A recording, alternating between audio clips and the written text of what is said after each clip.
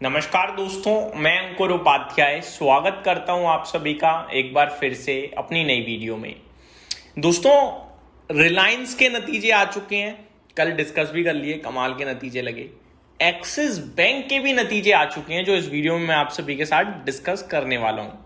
इसके बाद हमें इंतजार रह जाएगा आईसीआईसीआई बैंक का, एचडीएफसी बैंक का, कोटक बैंक का बड़े लेवल पे।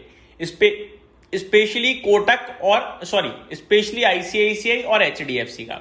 बाकी कोटक, यस बैंक, इन सब के नंबर्स तो ठीक है आएंगे, हमें थोड़ा सा इंटरेस्ट भी आएगा, लेकिन बाजार के लिहाज से जो इंपॉर्टेंट है वो एचडीएफसी, आईसीआईसीआई के ज्यादा हैं।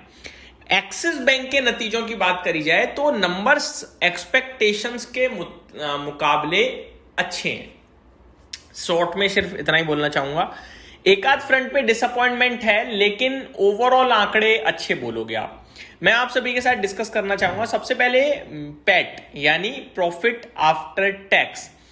पैट की बात करें तो 7,114 करोड़ पे कंपनी ने Q1 में पैट पोस्ट कराए, जो कि YOY आधार पे 22.5% का जंप है, काफी अच्छा है मैं ये बोलूंगा।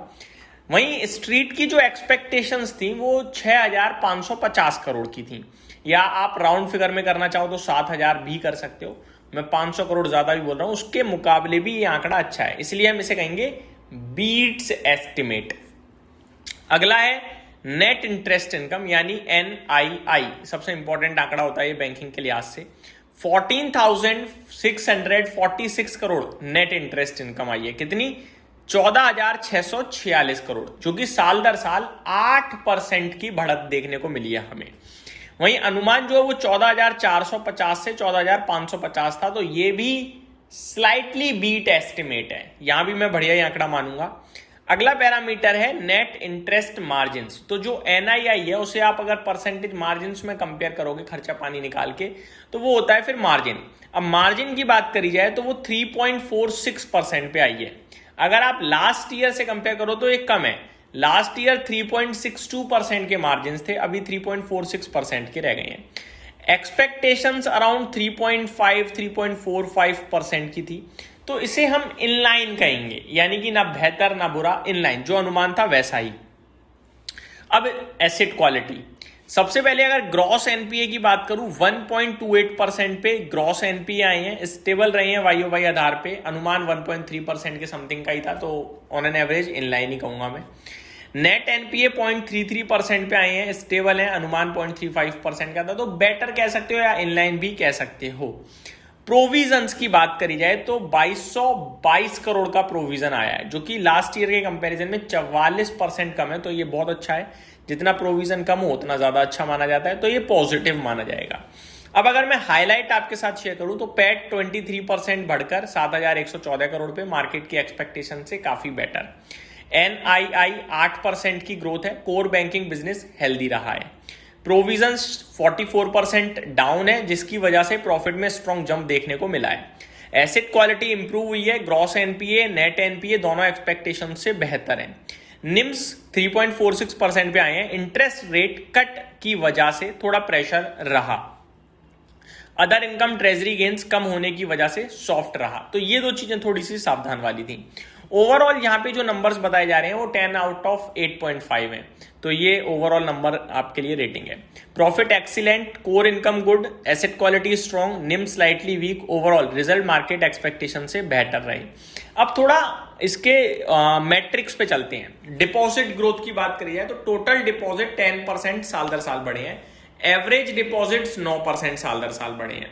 कासा रेशो 40% है एवरेज MEB बेसिस पे, broadly stable among the best in large private banks, तो बढ़िया है। कासा रेशो 40 तो बहुत अच्छा माना जाता है। Current account growth remained healthy while saving account growth moderated due to lower saving rate. Current account तो अच्छा कर रहा है, लेकिन जो सेविंग अकाउंट है वो उतना अच्छा नहीं कर रहे हैं, बिकॉज ऑफ इंटरेस्ट रेट, कम ब्याज दर मिल रही है, तो इन्वेस्टर ज्यादा डिपॉजिट करना पसंद नहीं कर रहे हैं।